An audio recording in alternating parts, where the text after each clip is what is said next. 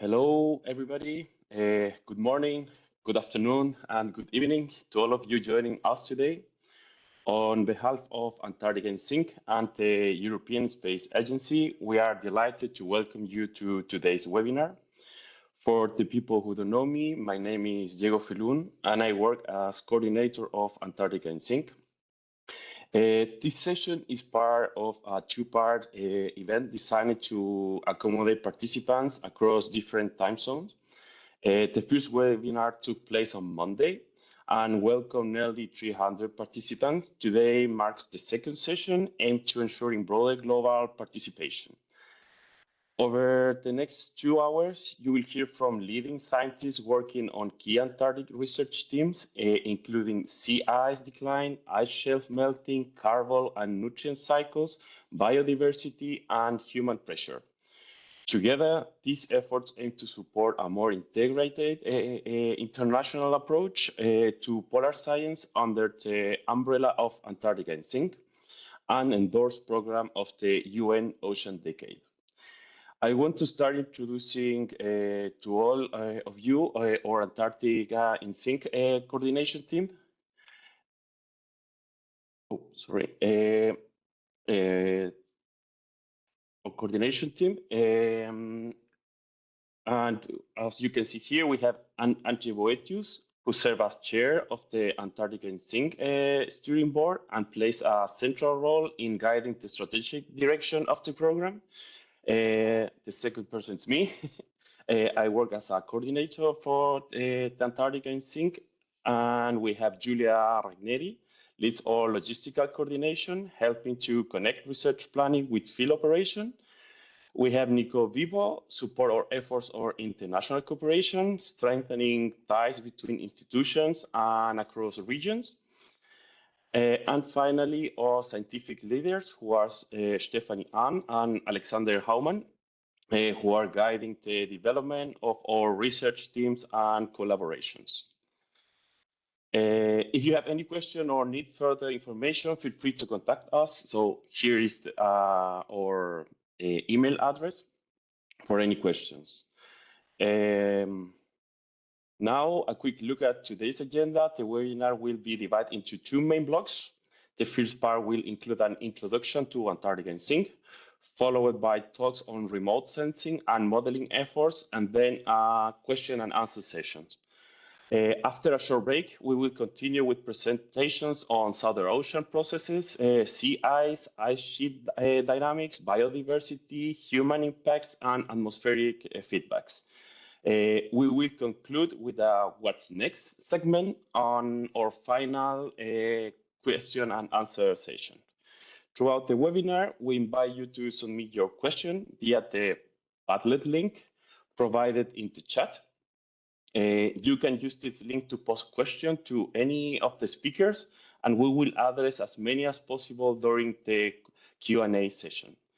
If we run out of time or are unable to address all your questions during the Q&A sessions, we will compile a summary document with the remaining questions and answers and upload it to our website after the event. And with that, it is a pleasure to introduce Stephanie Ahn and Alexander Haumann, who will give an introduction to Antarctica InSync. Great. Thank you very much, Diego. I hope everyone can see the slides okay and hear me fine. Otherwise, please shout. Yeah, I briefly wanted to take this opportunity to also motivate why we think we need to carry out Antarctica InSync and why we cannot wait, for example, for the International Polar Year to start these activities around the Southern Ocean and Antarctica, and that we need to take very urgent action in trying to better understand this system and how it's changing. So here I brought a map with me of sea surface temperatures observed from satellites from the 1980s to 2016, where you can see a very expected signal globally, a warming signal in the surface ocean. But we can also see that some parts of the ocean behave a little bit differently, especially the region around Antarctica and the Southern Ocean, where we could actually see in this time period that it was resisting the global trend and actually cooling slightly. With this cooling also came an expansion of the sea ice area in this region. So for many decades, Antarctic sea ice has been expanding, which gave the scientific community also quite some puzzles, because global models projected that simulated that also in this period of time, the sea ice in the Antarctic should have declined in response to global change. However, in very recent years, over the recent decade, Antarctic sea ice has declined substantially. It declined by nearly 4 million square kilometers in just 2 years. It recovered in the meantime a little bit, but then also declined again in most recent years. So this very drastic and abrupt change is something that we were not expecting. Also, the models were not predicting such a change. And we see that not only in the sea ice, this change happening, but we see it also in the ocean, in the atmosphere, and also on land, where we observe strong heat waves in recent years. So this really rapid changes, they call for a very urgent action in the Antarctic and Southern Ocean regions. And that's why the community decided, as part of the UN Ocean Decade, to carry out Antarctica InSync, which is an internationally coordinated circumpolar year-round effort in Antarctica and the Southern Ocean to collect synchronous observations internationally in an international effort.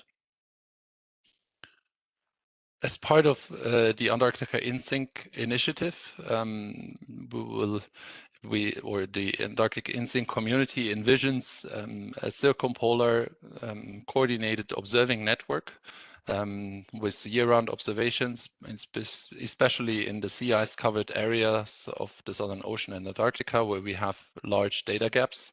It's an observing network that integrates ship-based autonomous and remote sensing efforts. It's supposed to be a multidisciplinary effort and should integrate modeling efforts from the beginning to also understand why models currently are not able to predict and to simulate changes in the past in this region.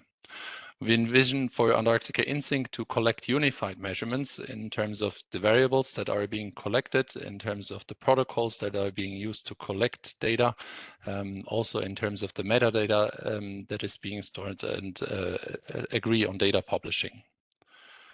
The Antarctica InSync international partnership is very large by now. It is continuously growing. Currently, there's 26 countries that are part of this partnership. You can see some of the countries here that are involved, and even some more countries on this page. This is a list that's continuously growing, and more countries are joining this effort. And we are also welcoming any countries that want to participate in this effort in the future. We are not involving only these 26 countries. We also have very strong partnerships with leading institutions such as ESA, that kindly is also hosting this webinar series, and also supports the remote sensing efforts throughout Antarctica InSync. We also have an endorsement from COMNAP that supports the program and helps with logistical coordinations. We also have a strong support from the SUS community that has been developing the source of a Southern Ocean observing system for several decades, and also SCAR, where the joint SUS and SCAR data committees are currently forming an internationally distributed data task team for Antarctica InSync. And if you are interested in joining this task team, or if you have questions regarding this task team, please feel free also to reach out to Michaela Miller at SUS. We are also happy that the SCAR EDI working group is supporting us with developing EDI guidelines for the Antarctica InSync effort. How does Antarctica InSync fit in with the long-term vision of research that's being done in Antarctica and the Southern Ocean? You can see here the timeline moving towards the International Polar Year.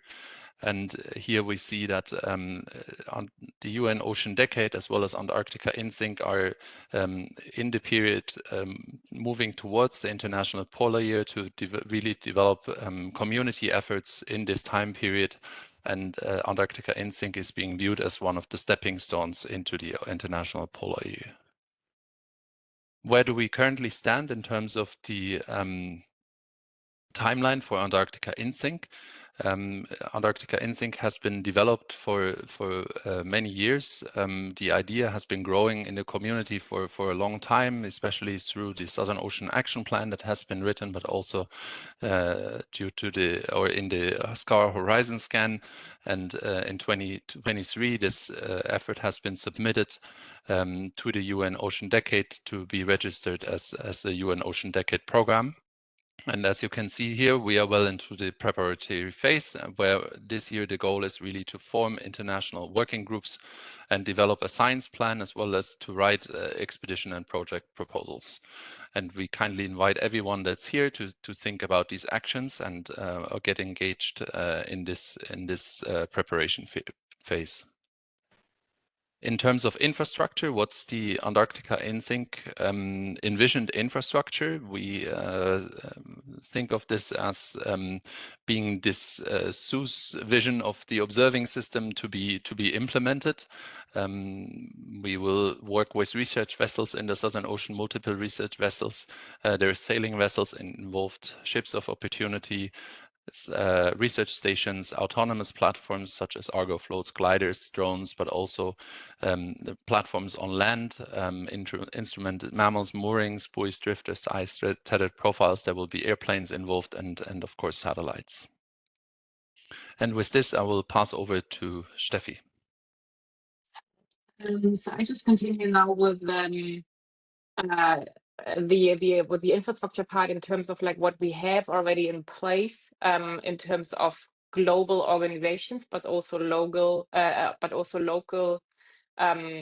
opportunities. So this is on the one hand what we have already set up at AVI, the so-called Polarine network, which is a research infrastructure network combining research stations, polar vessels, observatories, data and ice core infrastructures and selections. And this is what is like also part of or can get part of Antarctica InSync and helps a lot, as this is already coordinating all of these efforts, which are also exactly used for Antarctica InSync. In addition, Antarctica InSync is not only meant in terms of like the usual infrastructure that comes up to your mind just in front. However, it's also meant in order to bring in new partners and platforms. As Alex already mentioned, within that framework, it's also planned to involve sailing boats as well as ships of opportunities, as for example, the Tara Foundation, as the Team Malizia, the REF Ocean, or also the Schmidt Ocean, where you can see now on the next slide that they have not only said that they would be in theory interested, but there is already like serious movement towards the Southern Ocean. So you can see here in the map on the right what they are planning already now for the upcoming years. And these years are also covering the Antarctica InSync period. And this is therefore also a really strong partner. In addition, we are in the lucky position from the German side that since the end of last year, we know that we have the opportunity to also use our German research icebreaker Polarstern during the time period of Antarctica InSync. However, we are currently still in the phase of planning how to use the ship for this whole year in the Southern Ocean. What we do know is that we will kick off the whole time period in the summer season 27-28 with an expedition where we have also to supply our German research station, Neumeier Station 3, as well as want to like continue our long-term observatory HAFOS, which is however also a complementary part of the Antarctica InSync project. And for the other legs, this is ongoing discussions within the National Committee on Germany, but also with strong international collaborations. as we want to stress out that Polarstern is, of course, also not only used for Germans or for national partners, but it's really a shared infrastructure all over the globe, and we are happy to have all of you on board.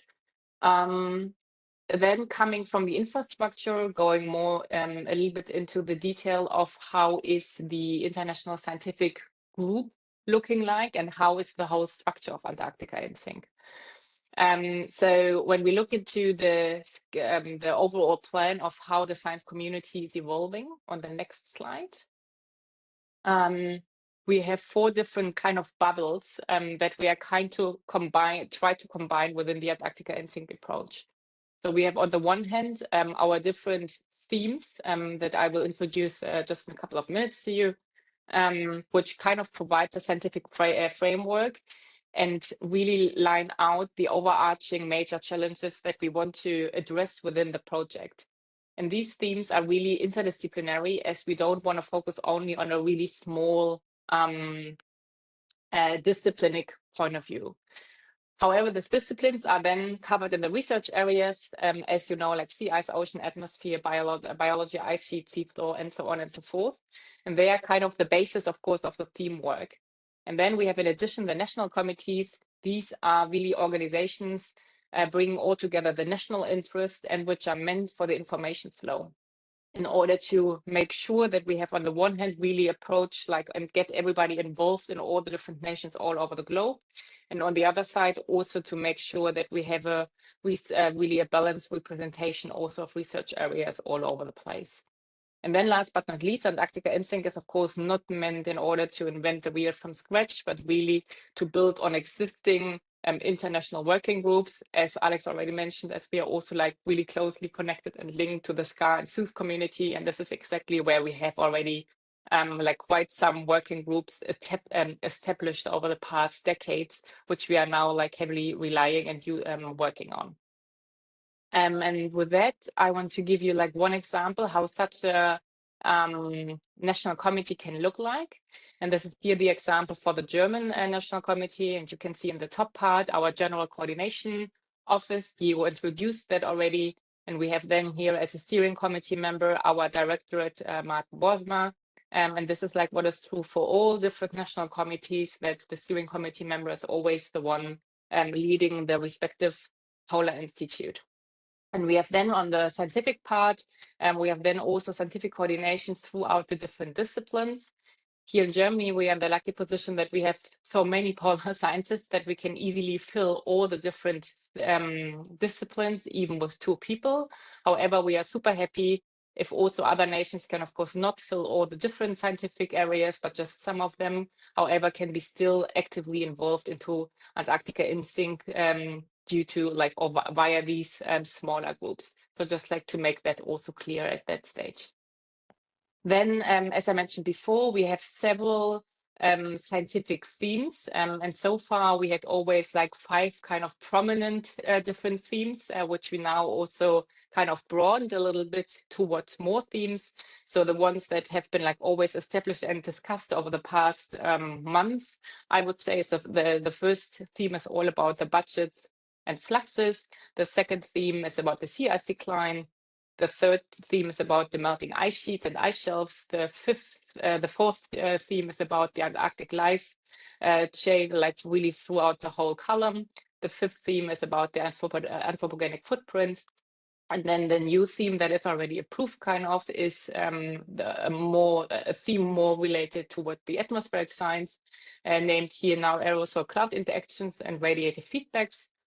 And then a theme that is still under development in order to also cover larger scales, temporal scales, is the theme about the climate variability, which is still under discussion in the steering committee, how to continue with that. And with that, I want to just briefly give you an insight in how you can contribute and get involved. So on the one hand, we do have our website that is also constantly growing, and where we have every day more or less updates here and there. On that website, you can, in the right corner, you can see that register button where you're welcome to register you, and then you would get all the necessary information. And just last week, we had finally our first newsletter out. And with that newsletter, we then really share all the current information and outline that we also now present here to you, in order to get really everybody like at the same site and at the same page, and also really all involved and really updated with respect to the project. And then what you can is, of course, do it in addition to think and like to speak within your communities, within your institutes, about infrastructure, to think about like scientific ideas that you want, where you see potential within this framework of Antarctica InSync to make that happen, and to write proposals for that, to get funding, because there is no overall funding for Antarctica InSync. However, this is like really based on individual projects on national and international level. And with that, if you have any further questions, and also like, of course, then the big questions are like, what is coming next and how are we connecting also in the future? I can just like relate you then to our last session on the upcoming activities at the end of this webinar. And with that, I hand over to Diego. Great, thank you, Steffi and Alex, for the introduction about Antarctica InSync. And continue with the agenda. We have the next talk, which is about remote sensing. And for that, we have Martin Bering in charge of that. Thank you, Diego. Okay. Yeah, so thanks everyone. Great to be able to speak to you today about remote sensing in the context of Antarctica InSync.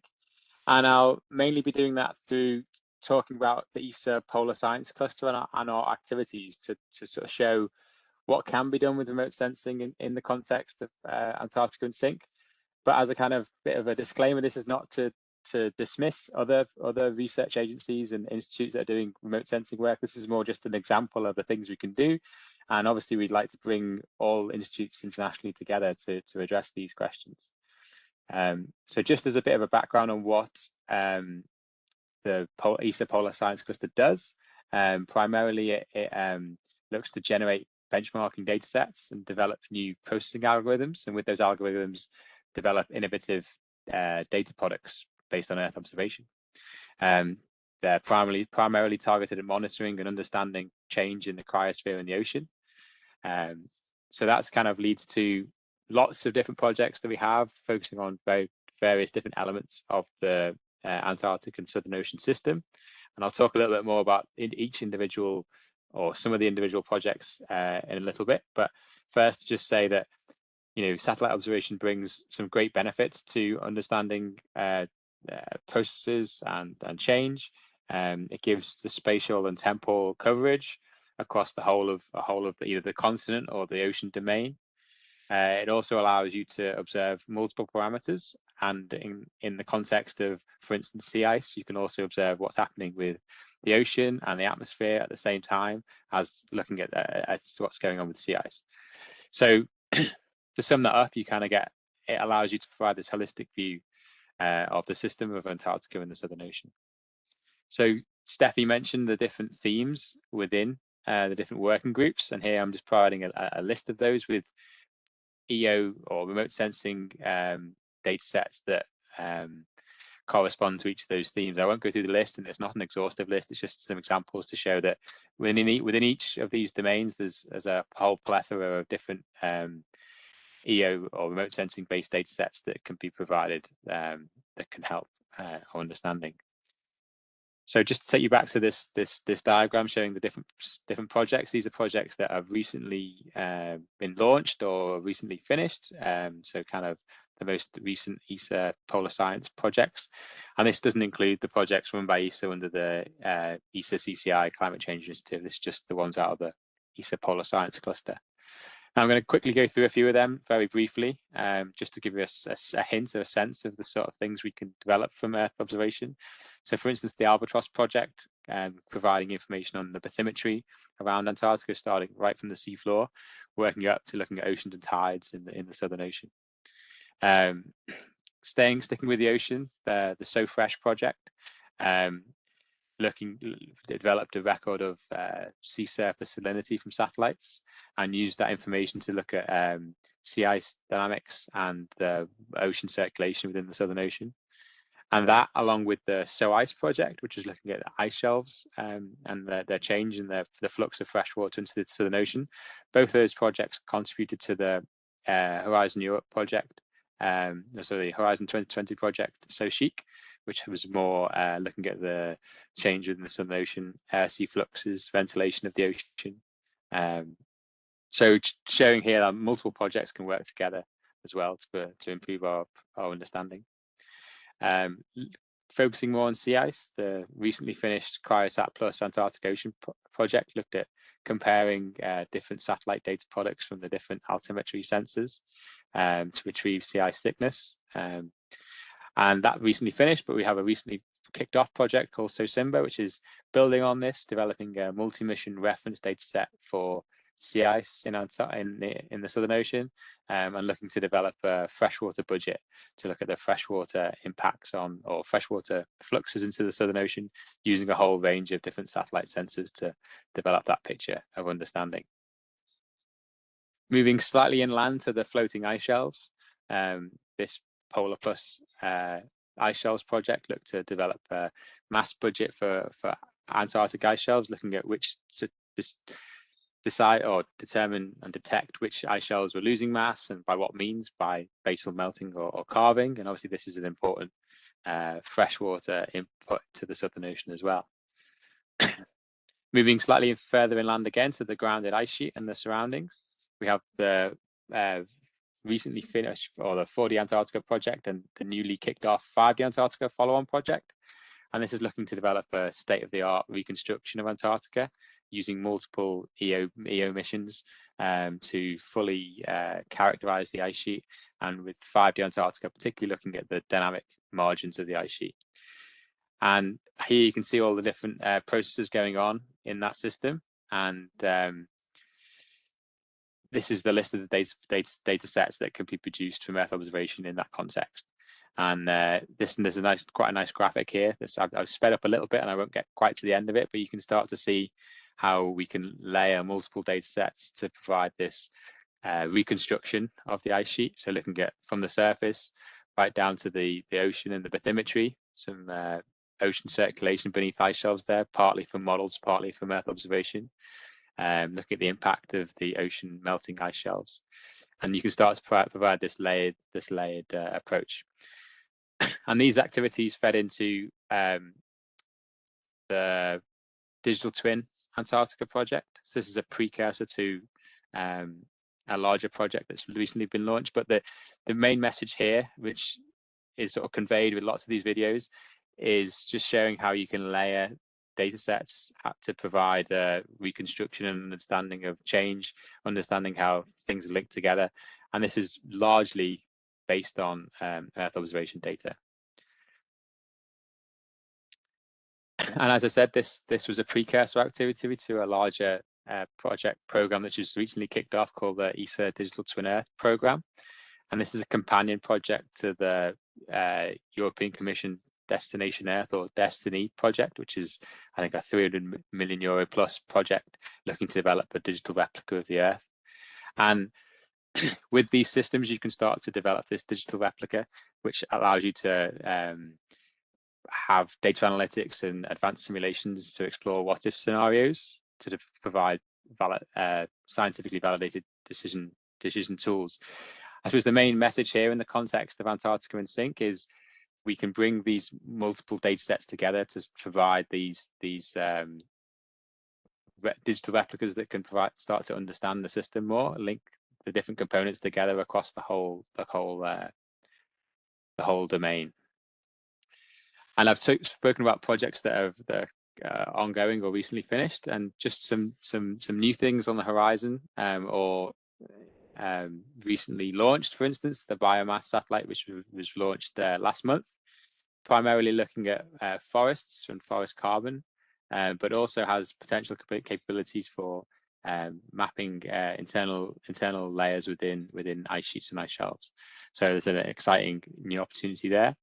And also the ESA JAXA Earth Care satellite, which was launched nearly a year ago, and obviously great potential for looking at the atmosphere, clouds and aerosols. So this is just some imagery of stratospheric clouds over Antarctica.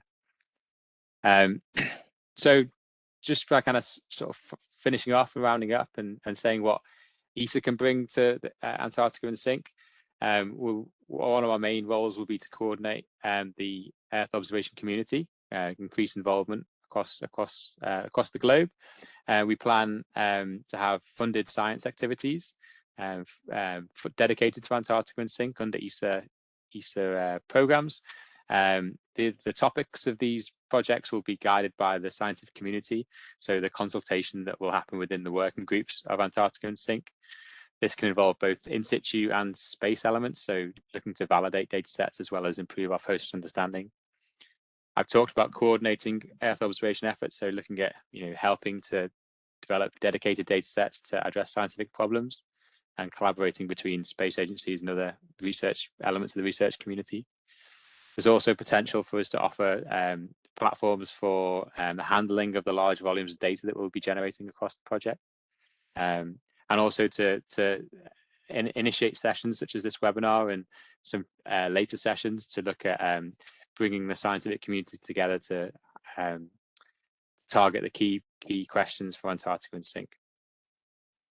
So that's all for me. I'll leave it there and hand it back to Diego. Thank you, Martin, to share all this information with all of us and opportunities, especially.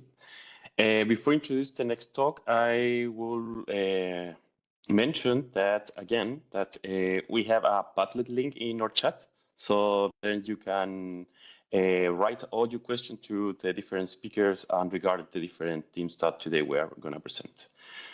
The third talk will be about the modeling efforts for Antarctica InSync, and for that we have today with us Torge and Martin. Okay, yeah, hello. Before I start with the presentation, or let me start this presentation about modeling around Antarctica and its advancements and challenges, also thank my co-authors on this presentation here, Louise, Tom, Florence, and Ruth provided some input. And Louise is also in this webinar today to help answer your questions. I also would like to start this off with a disclaimer. There's a humongous variety of model efforts around Antarctica and in the Southern Ocean, from simple or idealized modeling setups, looking at the interactions between ice, atmosphere, and ocean, other components, to regional modeling configurations from either single ice shelves or ice shelves and the Southern Ocean as a whole, or the global climate modeling community also caring about the Southern Ocean, of course. And I can only focus on a small part of it, and I decided to focus on the climate models as the kind of the models at the end of the food chain where we use to do climate projections, and they have their distinct issues in the Southern Ocean.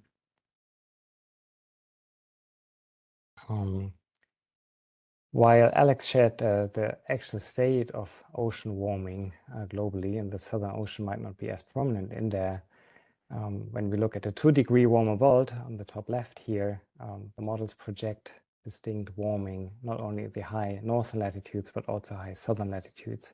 So this polar amplification that stands out in this temperature projection has an intriguing pattern that we find also these other figures here, where we find on the top right-hand side the cloud bias in climate simulations being actually largest in the polar regions. And on the down left-hand plot, the distinct warming bias in the Southern Ocean, here represented by sea surface temperatures, but also is present at depth.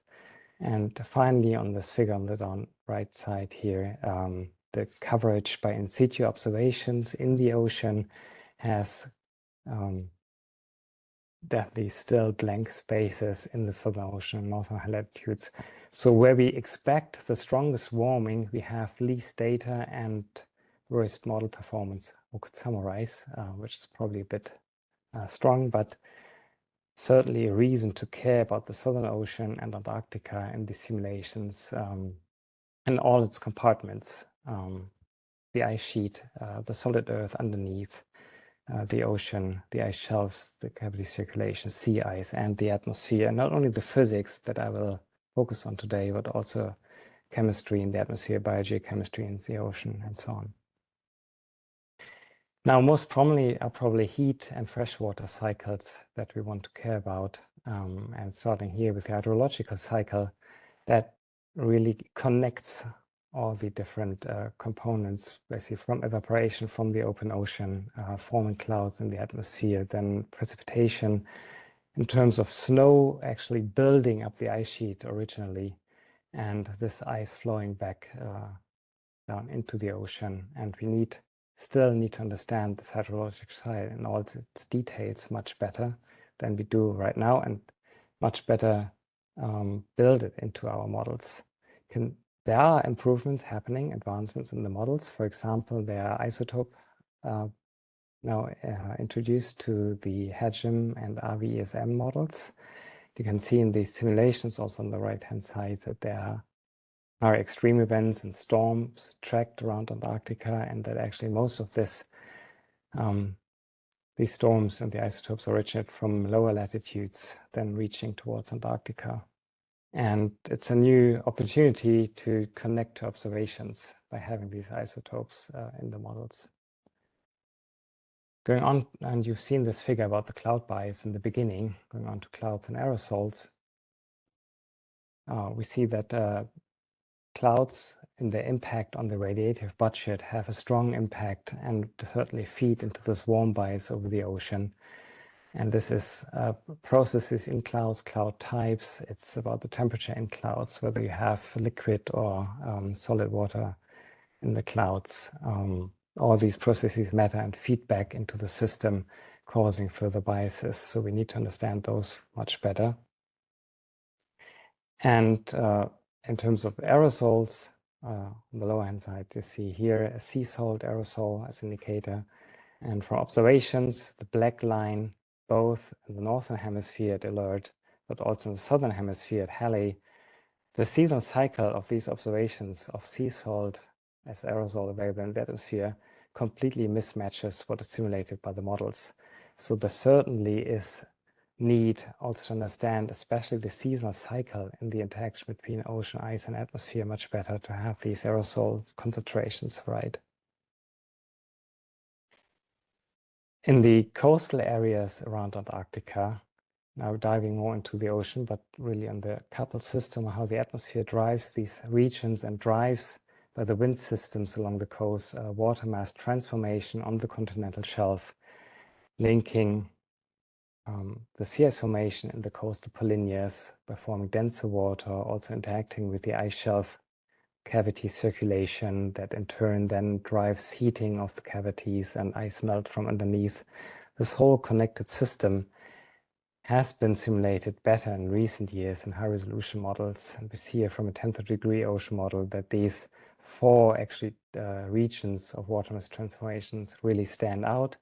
And we see that the bottom water that's formed is actually correctly then exported from these regions. And an important part of this is to have the correct wind regimes along the coast of Antarctica and to understand these winds better and to have better atmospheric reanalysis to force ocean models or its representation in climate models will have an impact on the heat budget, on CO2 exchange, also on melting processes and ice sheet stability in the end.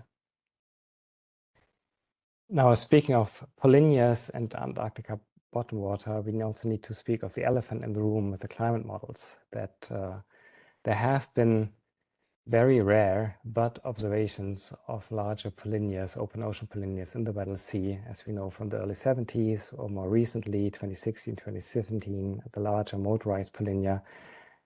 But these are far from what most climate models simulate. You see this here from a paper from a few years back, and CMAP6 models. We have typically humongous mixed layer depths, open ocean deep convection, where these models form bottom water. And this is, of course, not realistic in this size and intensity. And we find that if we go to much higher resolution, that we see this water mass transformation now in the coastal polynyas and on the shelf much better represented, and realistic export of bottom water. And while we cannot run all the projections with these high resolution models, we need to find a way to connect these dots basically from the climate models to what's actually happening.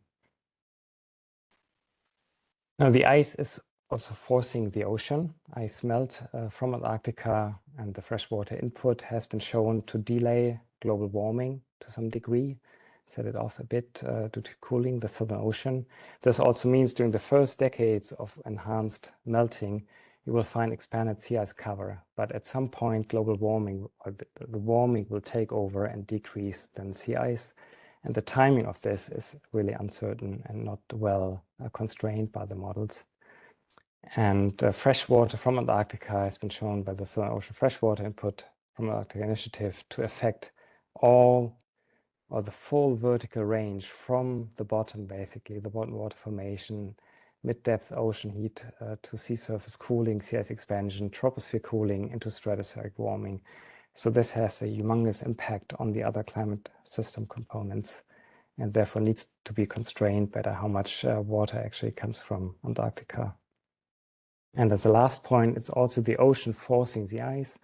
The way around, we've seen that the sea ice trend reversal has been mentioned by Alex earlier, and that this has been suggested to have been forced by ocean warming underneath the ice. And in terms of ice sheets, I want to highlight the studies by ISMIP, with the ISMIP comparison project, where a set of ice sheet models has been forced by CMIP model simulations and their temperature at the Antarctic continent. And you see here in the different colors, the sea level contribution, so the ice sheet mass balance loss or mass loss driven by these different climate model simulations that all didn't have an ice sheet, but have certain ocean atmospheric temperatures variable. And you see the range that comes out of this humongous uncertainty that we have in these projections when they are coupled offline to the ice sheets. And what's probably intriguing in terms of observations and understanding the feedbacks better is that, well, I mentioned this reversal in the sea ice trend around 2016, 17. Just a few years later now, 5 years back, also the cumulative mass balance of Antarctica changed, and we have a pausing of the mass loss from Antarctica, and this is due to an increase in the surface mass balance. And whether these phenomena are linked or not is something we still need to understand, and it's a nice example of where still riddles to solve, where I think models will help a lot to understand these coupled processes, but only if they're doing the right thing. So if you're intrigued, feel free to reach out to myself or Louise on the question dialogue. Thank you.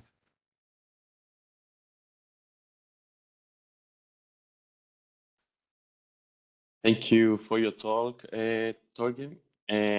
Continue with the agenda. Now we can start the first session of questions and answers.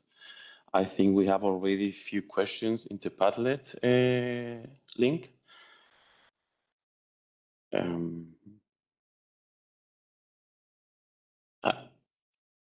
So I noticed that there are a few questions with already some of the speakers answered, so I will read only the ones without any answer. So here we have one for Stephanie. You mentioned submitting our working groups projects to international steering committees, but what are these international committees exactly? Yes, thank you for that question. I think this is kind of a misunderstanding. So what is meant behind that? So on the one hand, we do have these working groups already in place. And on the other hand, there might, of course, grow working groups in addition to like the general themes or disciplines that we were showing. However, so this is then something that like is growing from inside the community, and where it's then in the end easiest if you would simply communicate that to us as the coordination or like to the coordination office in general, and then so that we get hold on everything that is happening in the background. Okay. Thank you for the answer. Now, another question is for those of us who would like to submit a proposal for involvement in InSync, is there a possibility for the coordination team to provide a letter of support? Yes. That's the really simple answer. So unfortunately, we don't have a proper endorsement chain yet in place. However, this is something that we are working on, and until we have that in place, we are really happy to provide you with a letter of support for funding agencies or whatever comes to your mind. Okay. And another question is, what is the best way to coordinate with others who might be interested in the same measurements to make sure there's not overlap at the same location, but rather to make sure there is sufficient measurement coverage at the different station and on the different vessels? Yeah, maybe I can just continue. So I think this is like, again, something exactly where we have these different themes for. And therefore, if you are not like part of any of these thematic discussions yet, again, the easiest is to contact, in this case, like really Alex or myself, and we are happy then to like connect you with the right people. Because what we will also set up over the coming weeks are like dedicated mailing lists. So you, in an ideal world, would not need Alex and me anymore as the hub for the information flow, but that you just like sign up then to these thematic mailing lists, and through them, this is then all coordinated, hopefully in a good way. But until then, we are happy like to just like point you to the right people in order to speak and to coordinate within these different themes. Okay, and now we'll jump to the next topic, remote sensing. There is, Martin, can you elaborate on your comment on ESA provision of cloud computing? Is this just ESA produced workflow and products, or do you envisage registered users being able to process data and access workflow? Oh, sorry. The answer appeared just when I was reading the question. No, well, I can just say that we're still developing this idea. I think primarily it would be a data space for people to access data.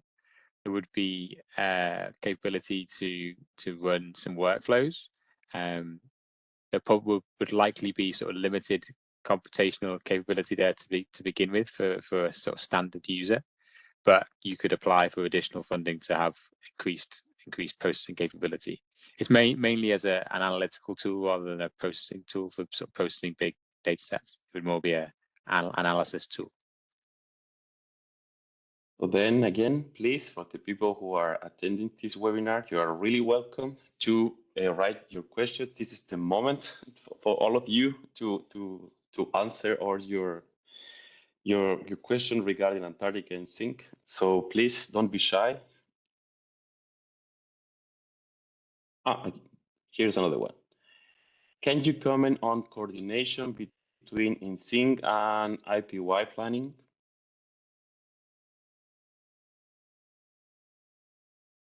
Sure, I can have a brief comment on this. So this is something that is an ongoing discussion, I guess. We also have, for example, Markus Frey here, who's talking later, that already led a great IPY discussion round last fall, I think, in France, a workshop, and there has been also some involvement in some maybe activities that we can develop now and carry on into IPY, but I think we need to have more of those discussions. And I think there's been also a nice splinter meeting at EDU where we had some of these discussions already. So this is certainly something that needs to happen as we plan for the science. And I think it's also good to stay in a good contact with the different planning teams throughout the development of these programs. But I think this will certainly happen naturally, as many of the people that are involved in these programs are interested in both the Antarctica InSync initiative as well as the IPY. Markus, if there's anything from your point of view, please feel free to add. Okay. We have another question for remote sensing. What's the importance of providing new ice penetrating radar data to Antarctic Peninsula for InSync? Well, that's quite a broad question. I mean, I think we can monitor lots of elements of the ice from ice penetrating radar. If we're talking about the grounded ice, we can obviously look at ice thickness change. If we're looking at sort of lesser powered radars, we can look at the surface structure, changing in the firn, things like that. Looking to sea ice, obviously the sea ice thickness is important. Being able to determine that accurately from satellites. So again, you have the complications of the snow cover on sea ice. So accurately being able to determine how much the snow cover is there and how thick the underlying ice is as well is important for freshwater budgets and generally monitoring the change in sea ice volume. So I think yeah, it's vitally important for the peninsula. All those things are important as well. Okay. Here's an interesting question as well. Where will all the data go to? Is there any idea for a central archive similar to what was done during Mosaic? Yes, there are these plans that are being developed. So usually we have multiple national data centers that take care of different national data sets where we also submit the data to, and we are trying to link those national data centers and have a common repository for the data. But this is something that will take time to develop, and I'm sure will take some time, but we will also make sure that we learn from everything that has been done in Mosaic and can build on these efforts. We have 3 more. Okay, we have the first one is, will these presentations be made available? And yeah, that's the plan. We will probably share the presentations later, but also we are thinking about sharing a recording of this webinar. But that's something we still have to figure out afterwards with all the presenters. Here are 2 questions for regarding the modeling efforts. And will there be specific deployments of Destiny digital twins for Antarctica InSync? Tori already. I was going to say Tori has left at the moment, but I think possibly that might more easily come to someone else, perhaps Martin Wehre or I mentioned that. Sure. I mentioned Destiny in the context of the digital twins that ESA have developed. So Destiny is a European Commission initiative to develop a digital twin of the Earth. I think there are dedicated components of that looking at ice sheets. The ESA digital twin of ice sheets is ongoing and looking at developing a digital twin based on Earth observation with some modeling and AI and hybrid methods. That could be used within Antarctica InSync. I don't think we have any plans to use it as yet, but it's a potential. It depends whether there's community support for that kind of idea. Again, if there is strong community support, we can look to develop that. Great. So I'm so sorry if we couldn't answer all the questions now, but we need to continue with the agenda. And now we're going to have a little break for 4 minutes, and then we will continue with the second block of this webinar. Thank you to all of you. We will continue with our agenda. The next talk will be Southern Ocean and Antarctic heat, freshwater, carbon, and other element cycles and their response to climate change. For this talk, I want to introduce Channing Brent and Elise Drost. Yeah, so hi everyone. I'm Channing Prend, and I'm going to be presenting today with Elise Drost, but also just wanted to acknowledge Andrew Myers and Leah Olivier, who presented on Monday and also contributed to these slides about Theme 1. So I'm going to be talking about heat and fresh water in the Southern Ocean. So when we talk about global warming, we're really talking about ocean warming because the ocean is really dominating the changes in Earth's energy budget that we've seen over the past few decades. So that's what's being shown on the left from this IPCC report, where you can see that a large portion of the anthropogenic heat associated with climate change is going into the ocean. And most of that heat is actually going into the Southern Ocean. And the reason why the Southern Ocean plays this really dominant role in the global ocean heat uptake stems from its really unique circulation.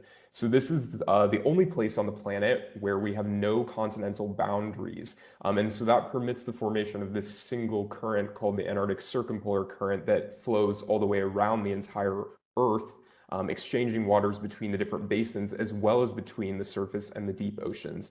So old pre-industrial waters are upwelled to the surface in the Southern Ocean, and they're very poised to take up anthropogenic heat and carbon and contribute to the global overturning circulation.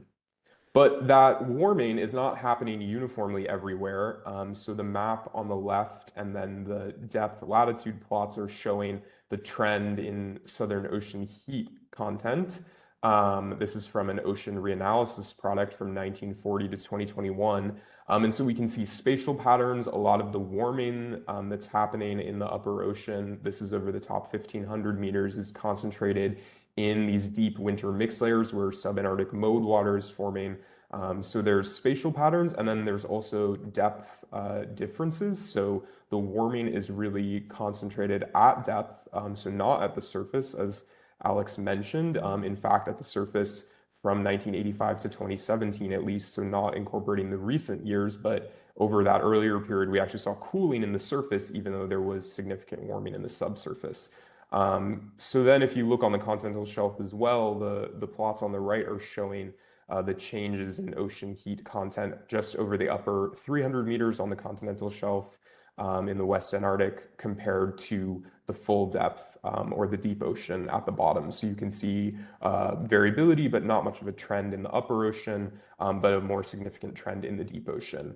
And part of why the warming is really concentrated in the deep ocean has to do with sea ice processes. So now getting to the freshwater piece of the story, the map on the left is showing changes in surface salinity and then changes in salinity with depth. So there's significant freshening happening near the surface, and that is also associated with cooling, since the reason for that freshening is hypothesized to be changes in export of sea ice and sea ice meltwater. But there's still a lot to understand about the system. So the plot on the right is showing changes in sea ice melt input between two different regions, and you can see relatively little changes in the Scotia Sea, but relatively large changes in the Weddell.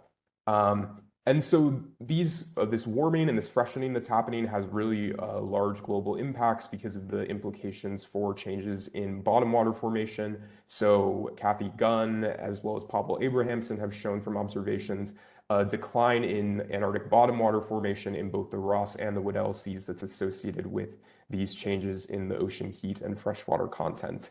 So I'll just kind of finish this first portion of Theme 1 by just trying to outline some of the key questions. How much heat is the Southern Ocean taking up? Where, why, how is it being exchanged between the ice ocean and atmosphere? And then what are really the contributions of sea ice salinity transport versus precipitation and evaporation versus ice shelf and iceberg melt to regional scale and basin scale freshwater budgets. And then, of course, we want to understand how these changes in the heat and freshwater fluxes actually feed back onto changes in the circulation, as well as the biogeochemical processes that Elise is going to talk about next. So I will turn it over to Elise now to talk about the carbon and nutrient cycling. Thank you. Hope you guys can hear me okay. So besides playing a crucial role in the global heat cycle, the Southern Ocean is also extremely important in the global carbon cycle. That is because out of all of the CO2 that the ocean takes up from our atmosphere, which is significant, the Southern Ocean is responsible for about 40% of that. And this is very closely linked to its very dynamic circulation. but that also makes its contribution to CO2 uptake quite complex. So, for example, we have regions within the Southern Ocean where we have strong upwelling, and that causes outgassing of CO2 from deep carbon-rich waters that are mixed up to the surface. But we also have regions that are considered to be major CO2 sinks. And all of this varies on all kinds of different timescales. And in the Southern Ocean in particular, the seasonal cycle can be quite strong as well.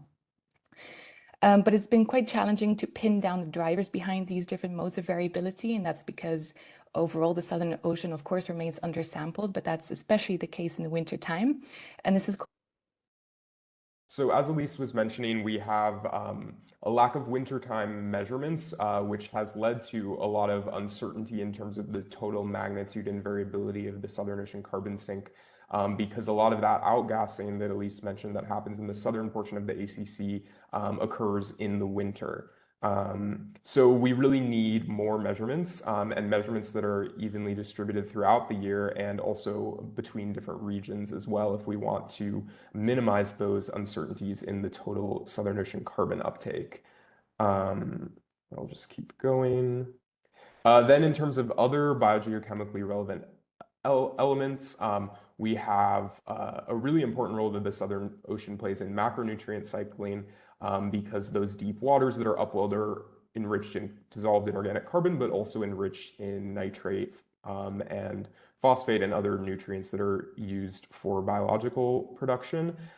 So most of the Southern Ocean is actually limited by the nutrient iron. It's what we call a high nutrient, low chlorophyll region. And so most of the macronutrients are actually not utilized within the Southern Ocean and are then exported to lower latitudes. So the iron limitation in the Southern Ocean leads to a really important role that the Southern Ocean plays in global scale macronutrient cycling. But there's still a lot of work still to be done to try to understand the role that the biological pump in the Southern Ocean plays in terms of kind of offsetting some of that outgassing that's linked to the upwelling of carbon-rich deep waters. So yeah, nutrient cycling in this region is very critical for productivity and community composition. So then I guess these are some of the questions and knowledge gaps. What are the sources and sinks of nutrients and greenhouse gases in the Southern Ocean? How do they vary on seasonal and interannual timescales? And then really what is the role that wintertime processes play versus summertime processes? And then how are these cycles changing in response to changes in sea ice or changes in stratification, warming, et cetera. So I think that's the end of those slides. So thank you everyone for listening, and sorry to Elise dropping out. Okay, well, thank you, Channing and Elise. I don't know what's happened, but I hope everything is fine. And let's continue with the next talk. And for that, the name of the talk is Rapid Sea Ice Decline and its Interdisciplinary Consequences. And the speaker is Rushika Dadic. I hope I pronounced it correctly. Sorry, can you hear me now? Perfect. Thank Yes. you. Thank you very much. So I'll present the theme two, the sorry, the rapid sea ice decline, its causes and consequences. And I'd also like to acknowledge the co-authors, especially Stefanie and Gunnar and Inga, who, oh, sorry, I was totally fine until I started talking. And Inga, who presented this last Monday. Oops.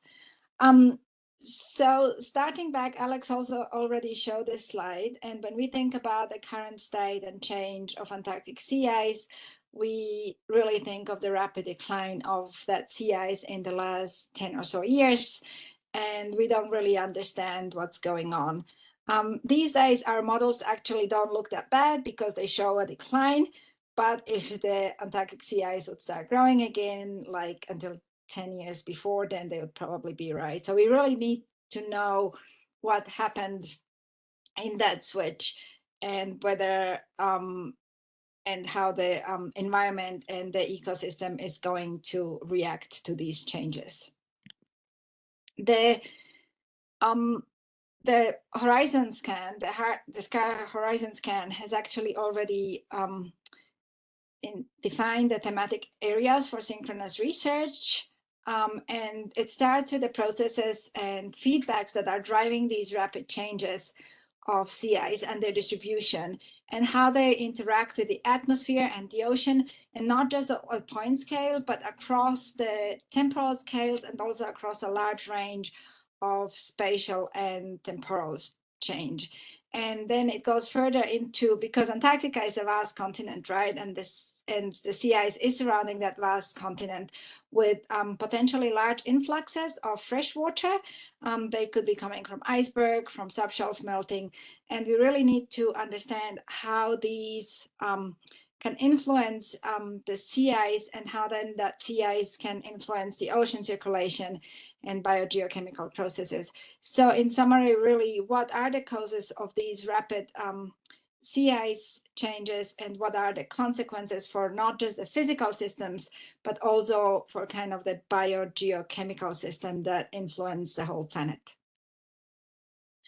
And how do we work towards these objectives? So you may realize we are not going to talk about the actual processes, because they're quite vast when it comes to sea ice, because it's this whole coupled system. But we are going to talk about how can we work towards achieving these objectives. And the first and foremost, as several people have mentioned, is to standardize observation and surveys across the whole sea ice system, so that if I measure something in the Ross Sea and someone else measures something in the Weddell Sea, that we use the exactly same protocols. And then in the end, if someone from the modeling on the remote sensing community wants to work with these data, it's standardized data with the same quality that can then be used in a much better way. And of course, additional to our ground measurements, there's also a big drive for deployment of comprehensive multidisciplinary networks of autonomous ice tether platforms for seasonal observation along drift trajectories, right? This is just a snap in space, but it has the potential to resolve quite a little bit of that of those interactions along larger timescales. And of course, that being just one point in space, we then need to have regional airborne surveys, be that by drones or helicopters or airplanes, to actually upscale those measurements that we have into larger areas that are then relevant for process understanding, for modeling, and for remote sensing. And once we have all of these ground truthing and regional surveys, then we can hope to actually generate a continuous and comprehensive seasonal validation data set for satellite remote sensing, and to improve satellite remote sensing accuracy, which will then allow us to have this really, really cool data set that we can use to enhance process understanding in our climate models, because these data set could give us the opportunity for increased resolution, and then the process understanding, we could get the refined model parameterization. And I think that's what we need in the end, so we can understand these processes all around Antarctica. And these have to be valid not just in one spot, but at all the different spots in Antarctica, as well as in the Arctic. And for this, of course, that's a really big effort. And Antarctica InSync comes really timely as a community opportunity, and also is aimed to work with these existing initiatives that already exist in the Antarctic community. So as already, I think Steffi or Alex mentioned, that doesn't need to be done from scratch, right? Like these communities like Aspect or Pepsi or SUS, they already exist. And these large international collaboration exists, which now can actually be increased through Antarctica InSync. And for example, in this group too, in the Sea Ice Working Group, the group is already working on a white paper. We have meetings, and if you are interested in receiving more information or in joining the ongoing sea ice work within Antarctica InSync, please join the team and sign up using this QR code. I promise there's maybe one, maximum 2 emails a month, so you're not going to get flooded with emails, but it's a really, really good way to sign up for this list. And in this case, you don't even have to go through Steffi and Alex. You can just sign up for it. And as already said, Antarctica InSync is a really good way for a multi-scale approach to bridge observation, remote sensing, and models that goes from like in situ observations that are on small temporal and spatial scales, and they can expand into really, really large scales. And of course, in Antarctica, that doesn't just mean in Antarctic sea ice, that just doesn't just mean one type of sea ice, but it means that we can use these different techniques for fast ice, pack ice, and the marginal ice zone. Some of them are more important in some areas in Antarctica, and some of them are, of course, important in other areas. And how do we address these, right? Like we have to have these essential climate variables, but we have to have them across a lot of different scales. If you have never been on sea ice or any Antarctic sea ice, you might imagine it, or I used to imagine it as just being like this flat white surface coming kind of from alpine glaciology, but it's actually not. It has a really big spatial and temporal variability, and which is where we come into this scale issues, right? Like how do we use these different scales to describe the processes that are then relevant in modeling, and how can we use this large spatial variability to then get something that's meaningful in the end. So how can these challenges be addressed? And now I'm just going to summarize what we kind of said before, is that we really need these autonomous observations, which mean, these are just vertical profiles that go from the atmosphere through the sea ice and into the ocean, and can collect a lot of data. And those will give us essentially spatial snapshots of seasonality and sequence of events where we can really study like 1D processes.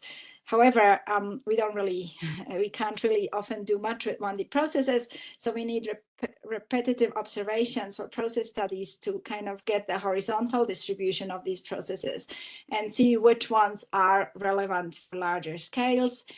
And so we can also understand these event-driven observation of these local process studies. For example, if we have that, what will happen if we have atmospheric rivers coming through or something like that? And so 1 more minute. Cool. And so the idea is really to try to combine all these measurements that go from these local ground measurements, so we can improve globally what we understand of rapid sea ice consequences, their causes, the causes of the decline, and really how they influence the larger, not just physical, but also biogeochemical system. Thank you.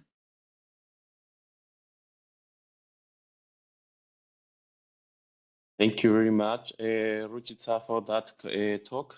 The next talk will be presented by Felicity McCormack with the title Melting Ice Sheets and Ice Shelves and Coastal Impacts. Thanks, Diego.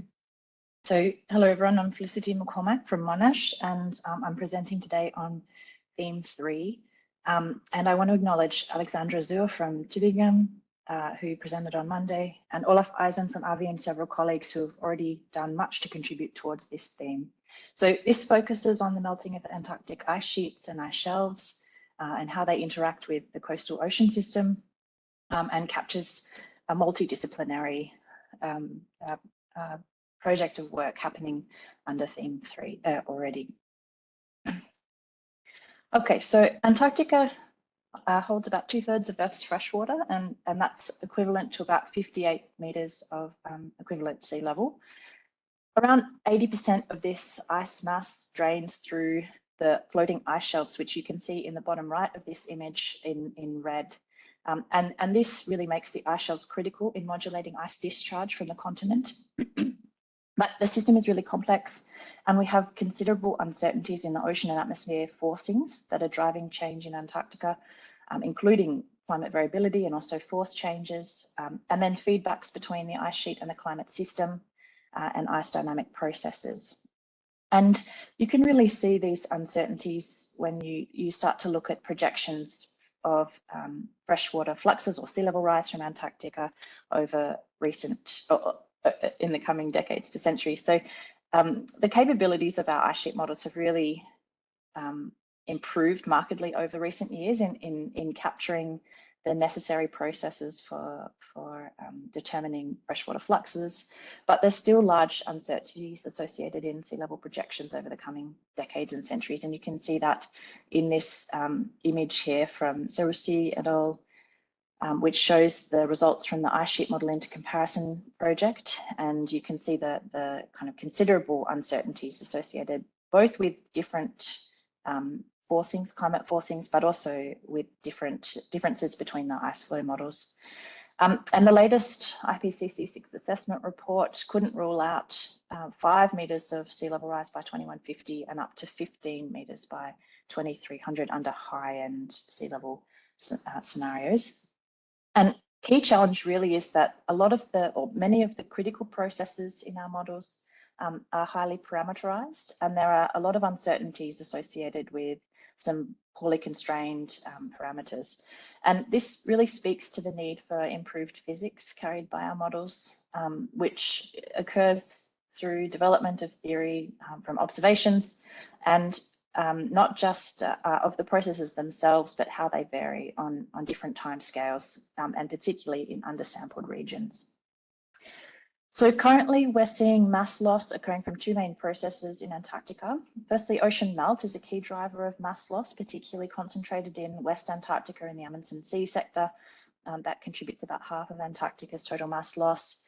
The incursion of warmer waters into ice shelf cavities drives basal melting, thinning of the ice shelves, and then dynamic response of the ice sheet that leads to retreat in some sectors.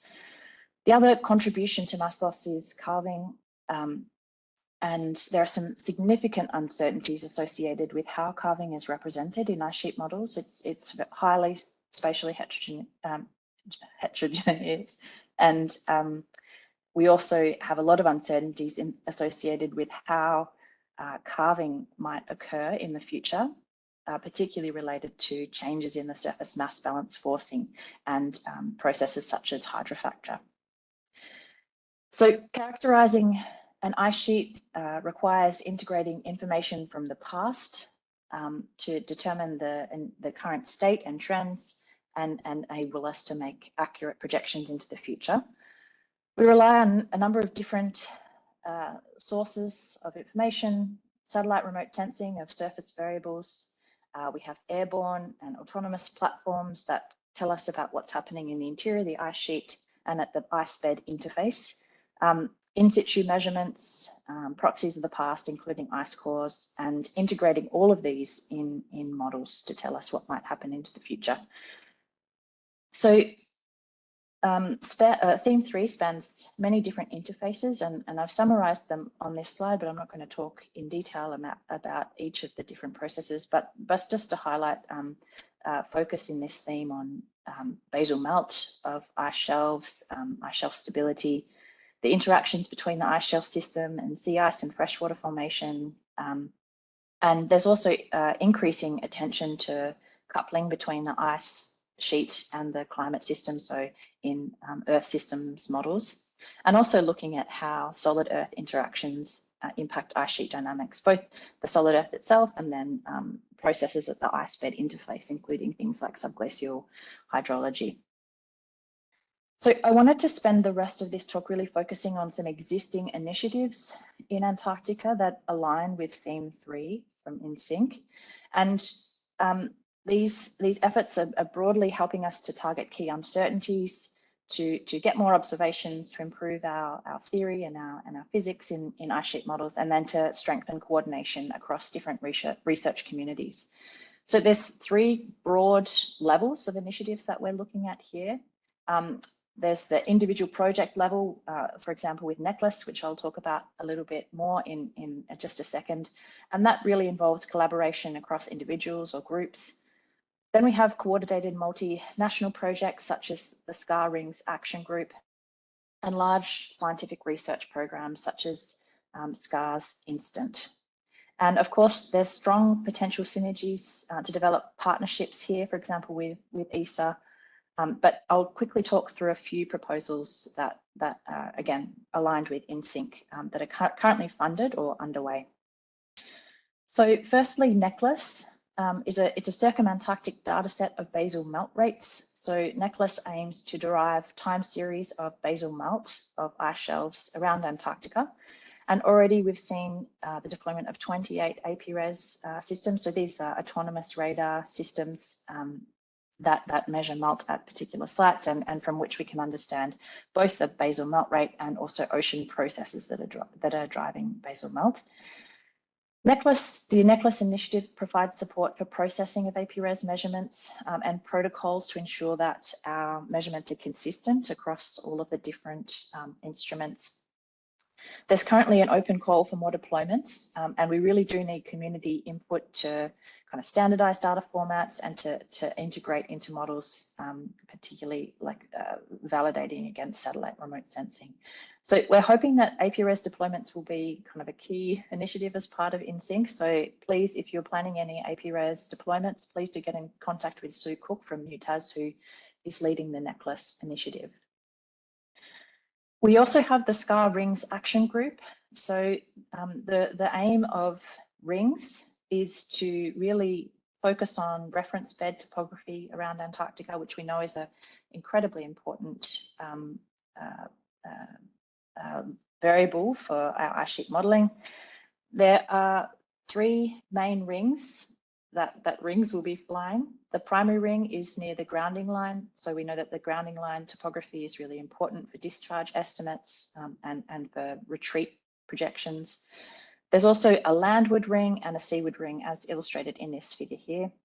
And these rings are going to be flown using airborne radar, LiDAR, magnetics and gravimetry to target bed topography, bathymetry, geology, and subglacial hydrology. So Rings is really an excellent example of interdisciplinary project that combines the efforts of many different groups.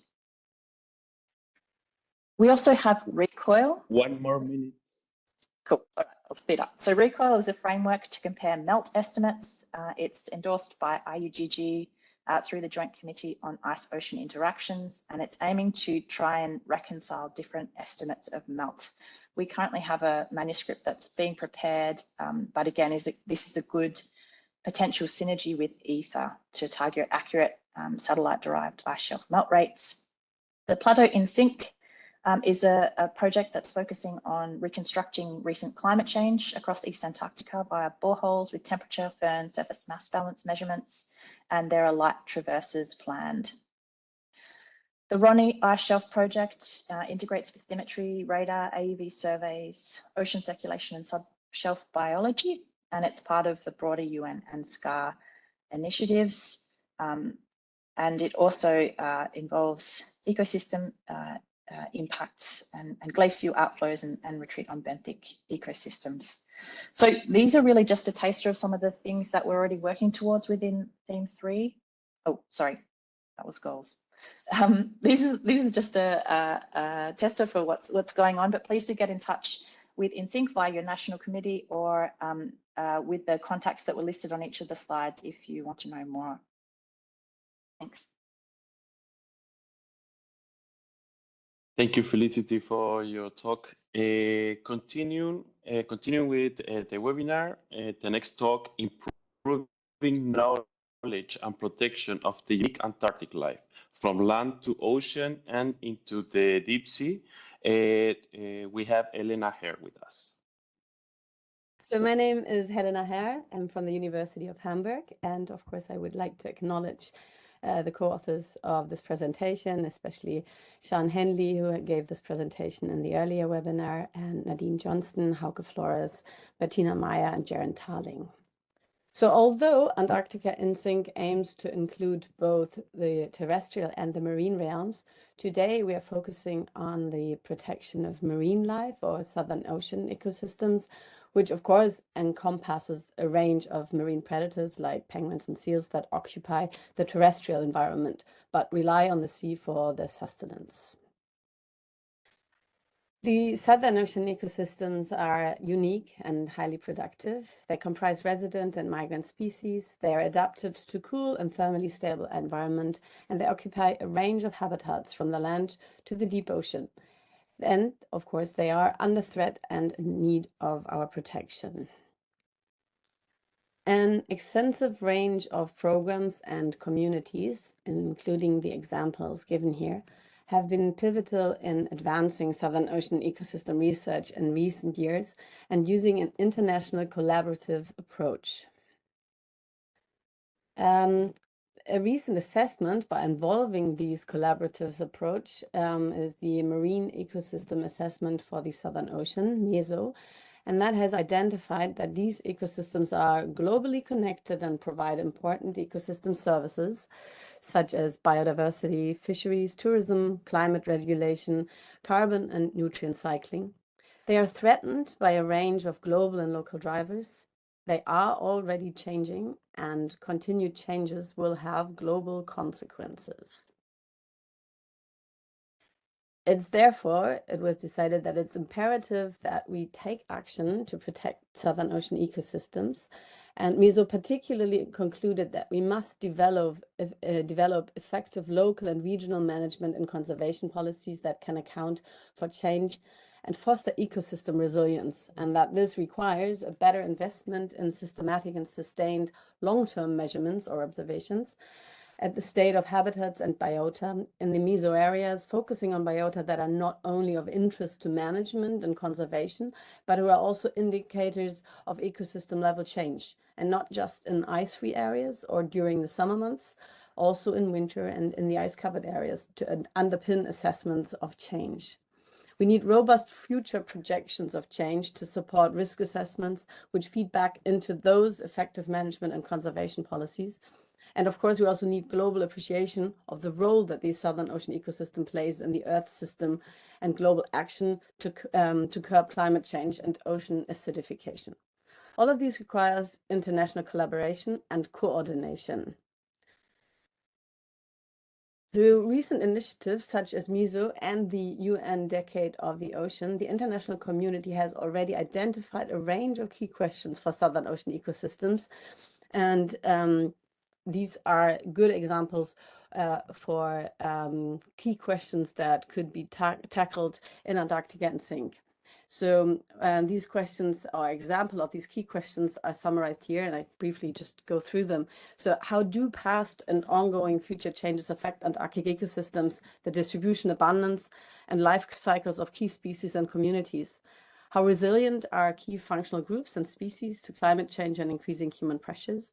What are the feedbacks, for example, within food webs caused by environmental shifts in terms of nutrient fluxes, carbon sequestration, and energy flow? And what are the potential consequences of ecosystem shifts for the provision of ecosystem functions and services? And ultimately also, how could marine protected areas help? Antarctica InSync can help address these big questions in Southern Ocean research by establishing a network of systematic long-term measurements at the state of habitats, sea ice, coastal areas, deep oceans, and biota, phytoplankton, zooplankton, benthos, to assess change. We could identify mechanisms involved in resilience, quantify the role of biology in carbon and nutrient cycles, and develop robust quantitative future projections of ecosystems and implications for ecosystem services. All this by standardizing protocols for observation.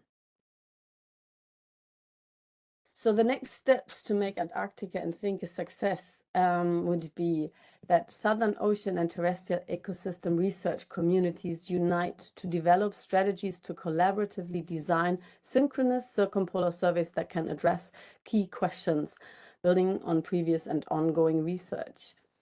And this is probably particularly important within the theme for integrating all biological disciplines, which is a very large and diverse group.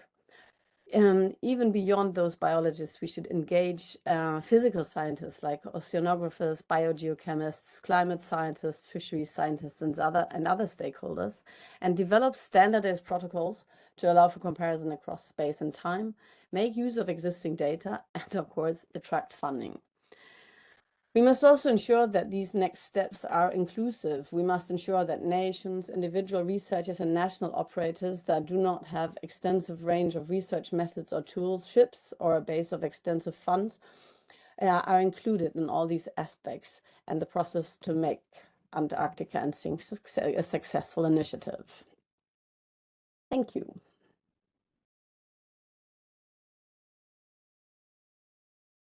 Thank you really much, Elena, for your talk. Continuing with the agenda, our next speaker will represent anthropogenic signatures in Antarctica, the race against pollution and other pressures, in charge of Sai-Young Chie. Thank you, Diego. Hello, everyone. My name is Zhiyong Xie from Chemical Center Cairo. On behalf of my colleague Annette Kunze from German Environment Agency, and also Rafi Niehaus from my institute, I'd like to present for Theme 5, anthropogenic signature in Antarctic, the risk against pollution and other pressures. This topic is actually cross-disciplinary research topic, and cover from nature science, social science, and also interact with stakeholders and the public.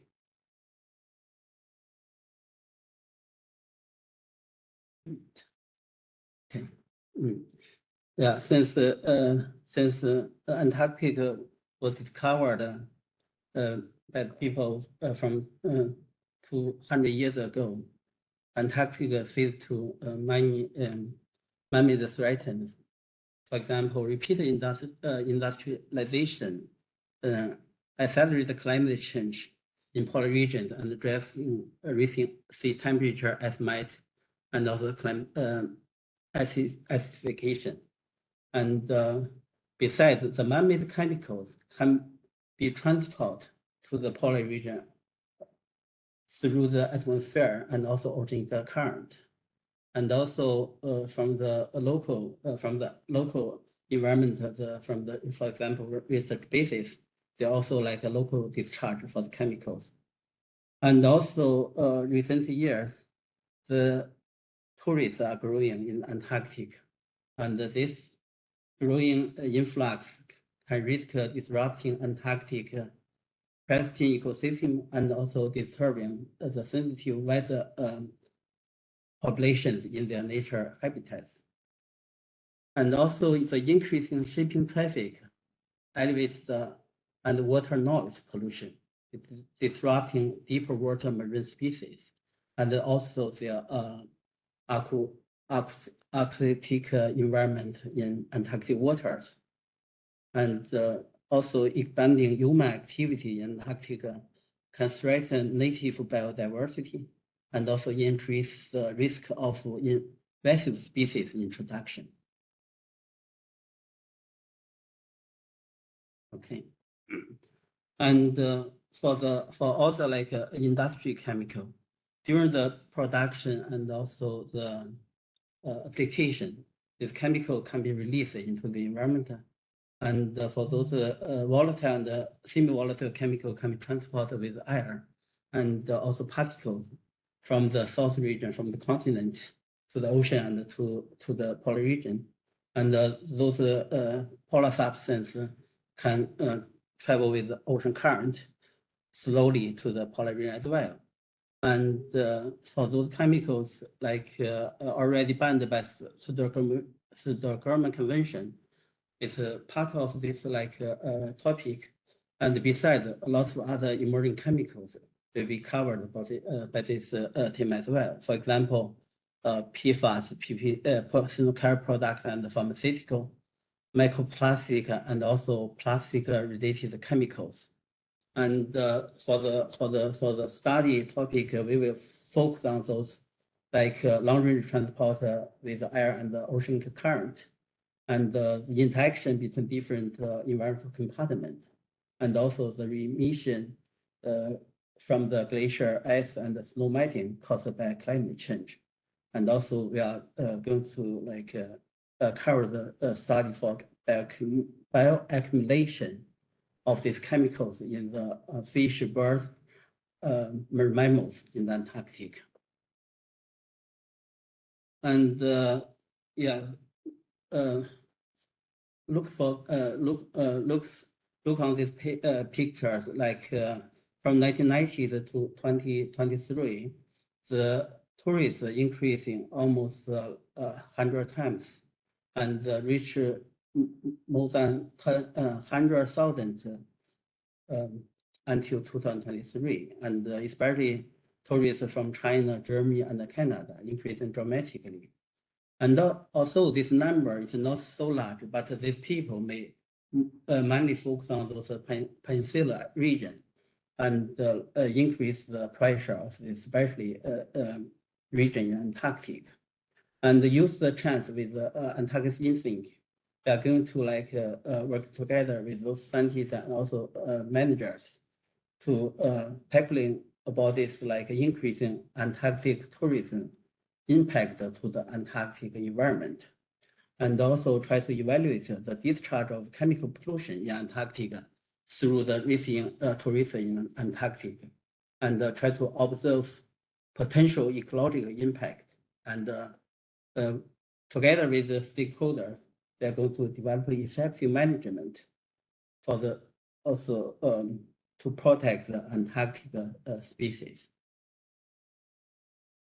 And for the research work during the InSync years, we are going to use the research basis internationally, and also use research vessels. For example, from Germany, we have the Polarstern, and also with other partners use different research vessels. We are going to study chemical in air, seawater, ice, and also biota. So we will use the InSync year to try to study the distribution of chemicals in different regions of Antarctica, and also their spatial distribution, and also accumulation in sediment and also ice.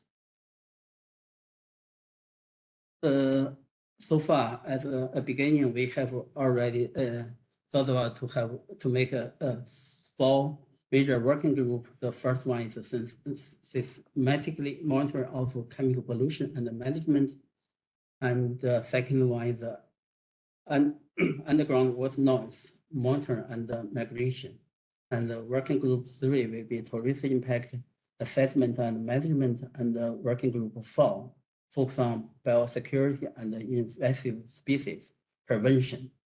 And the overarching goal of this team is to develop an integrated monitoring concept for human impact research in Antarctic.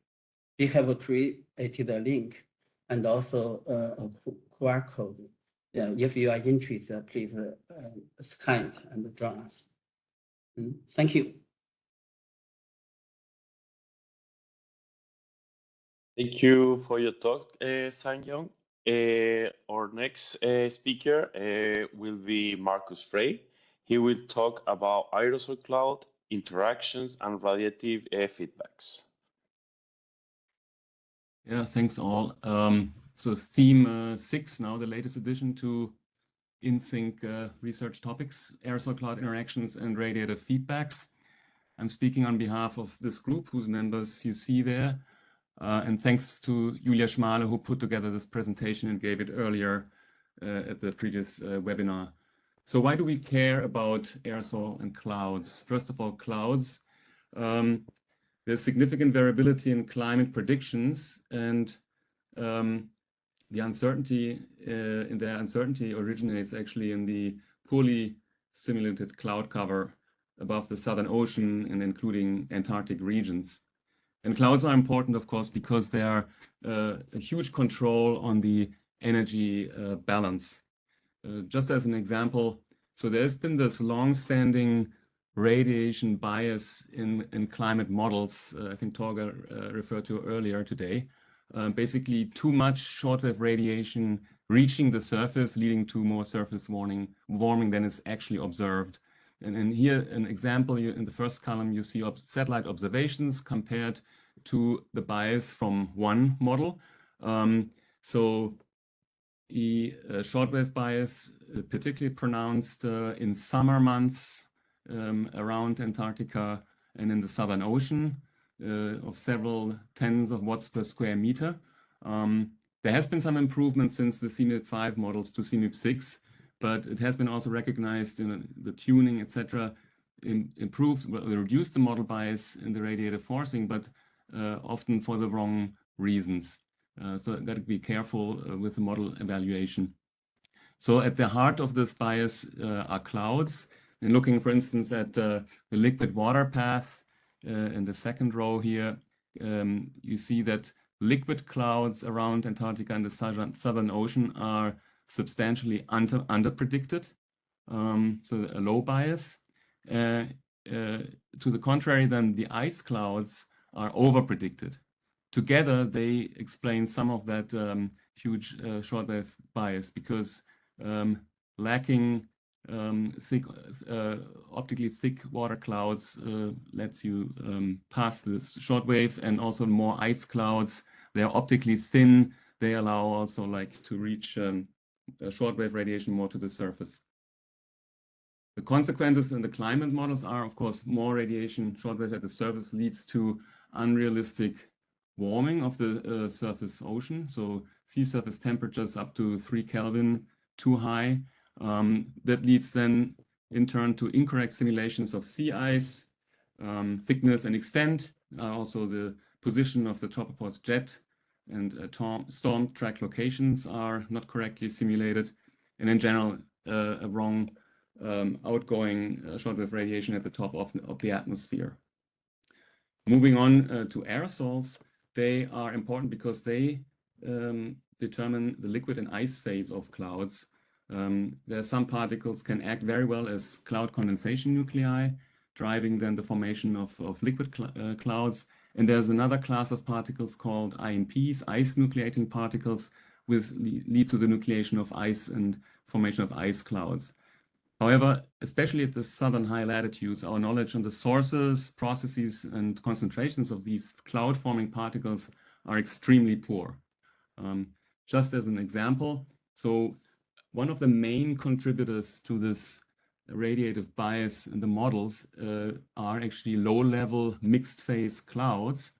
And in turn, those low-level mixed-phase clouds are very sensitive to INPs, to ice nucleating particles, as shown here in this modeling exercise compared to satellite observations. So the model runs B, C, and D show you different INP parameterizations in that model. And the first one has a lot of INPs, a lot of ice clouds, and absolutely not matching the observations. And as you increase the INPs, you form more, you have less ice clouds and more liquid clouds, which are more reflective and more and brighter, matching more actually the observations. However, our understanding of this is very poor in Antarctica and the Southern Ocean, and prevents, in fact, correct cloud representations in the models, and therefore climate. The surface, actually, where the particles are coming from is changing, as we heard, the sea ice, also the land ice. All that needs to be taken into account to get a proper understanding of these climate active particles. Here, just a cartoon again, that we are really seeing this as a coupled system, ocean, ice, atmosphere. And we heard before also, the surface goes here from the ice sheet, ice shelves, and then sea ice, often covered by snow, out into the open ocean. And in the vertical, you have ocean, ice, and the atmosphere. The yellow, orange, and red arrows indicate fluxes of radiation, sensible and latent heat fluxes.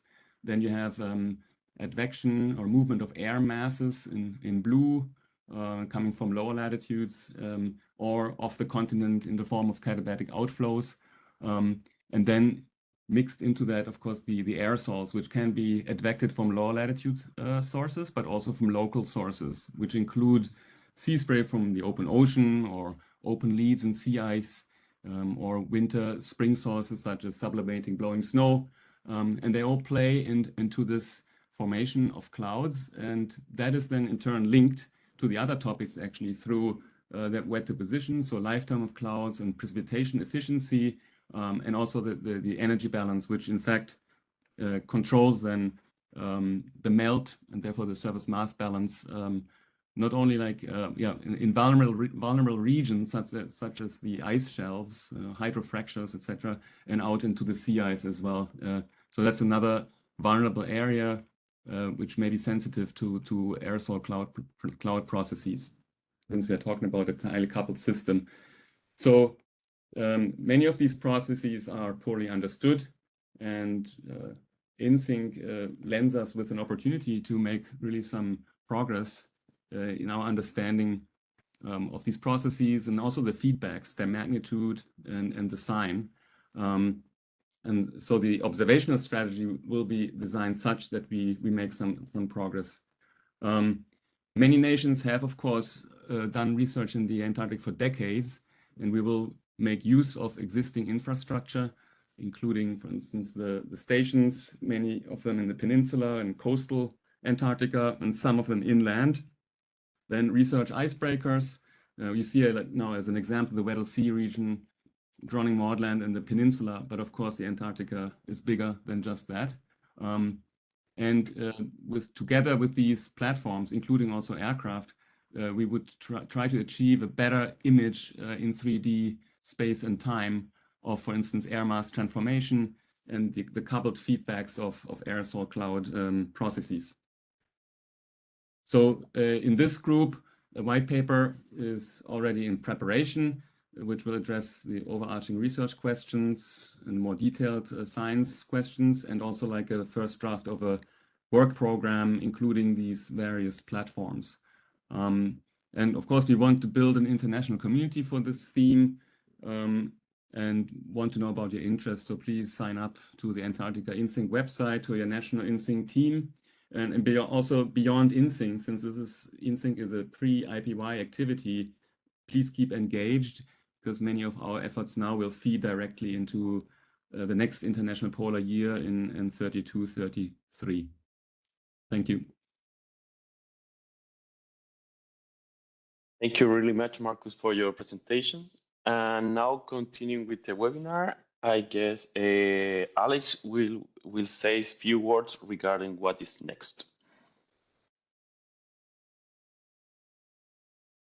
Yes, exactly. So just a couple of words on how we will proceed from here. And I guess a lot of you have already asked these questions, also how to get better engaged and how to make sure that you can contribute to the efforts moving forward. And this is certainly something that will continue to evolve, and it's a process that we will all participate in. But just to let you know, there is a couple of upcoming events and activities. So we will have some events at the UN Ocean Conference in Nice in June. There is also an upcoming ATCM meeting where Antarctica InSync will be discussed again, also on a higher political level. This is also where a lot of the energy for Antarctica InSync came from the last ATCM meetings. We will have a second more interactive webinar probably during the second week of September, so you can mark your calendars already, where also probably we will have breakout groups where the groups can discuss interactively. Then we will also have an in-person meeting at ESRIN to finalize the science plan at the beginning of November, and you can also save the date there for this, but we will also share this information through the newsletter. So just to note again that please sign up on the website, register there, and then you can also receive this information. Similarly, a lot of you have wondered about how you can get in contact with people that are already engaged in a discussion. So these people are either in the national committees that are meant to be national contacts through which we also spread information.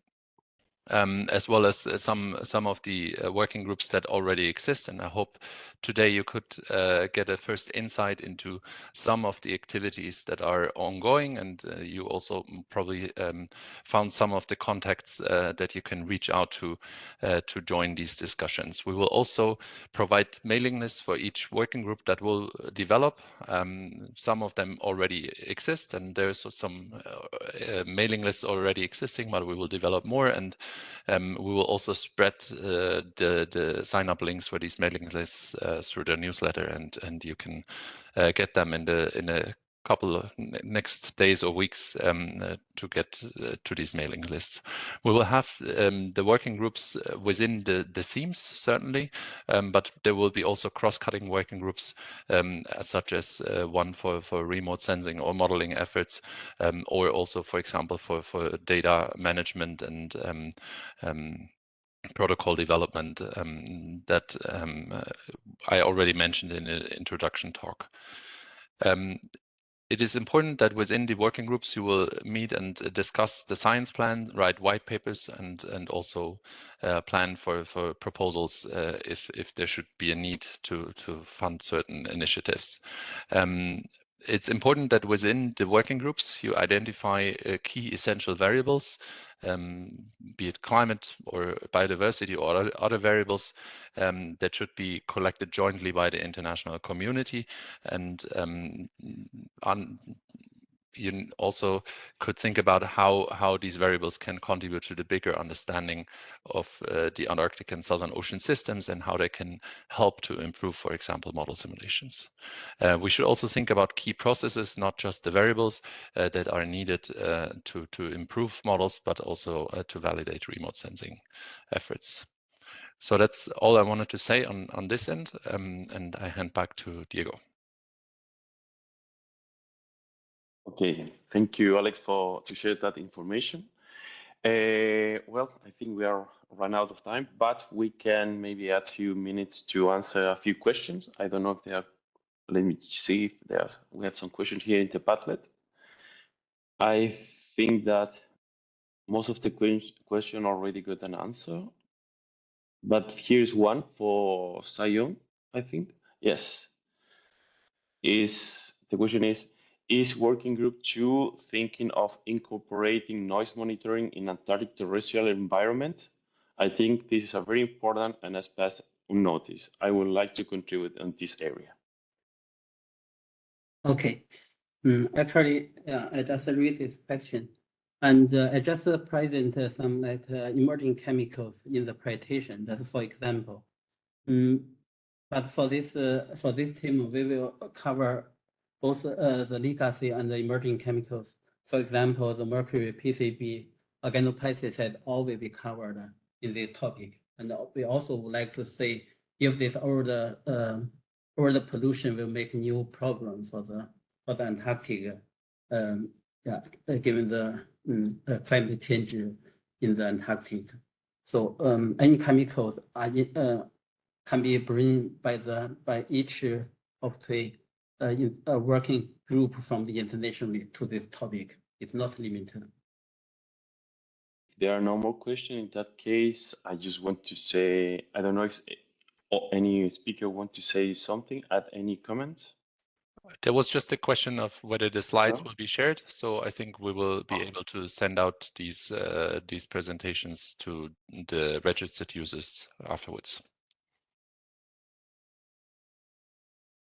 Okay, with nothing else to say. I want to thank to all the speakers and especially for the audience to attend today. I think this webinar helped us to be more connected with the scientific community in the different corners around the world. And please, if you have any questions, don't hesitate to contact us. In the webpage, we have an email that you can contact us. And as well, don't forget to register to the Antarctic InSync webpage. And as well, we have a new LinkedIn profile. And we are going to use that to put the most recent information and news regarding Antarctic InSync. Thank you very much to all of you.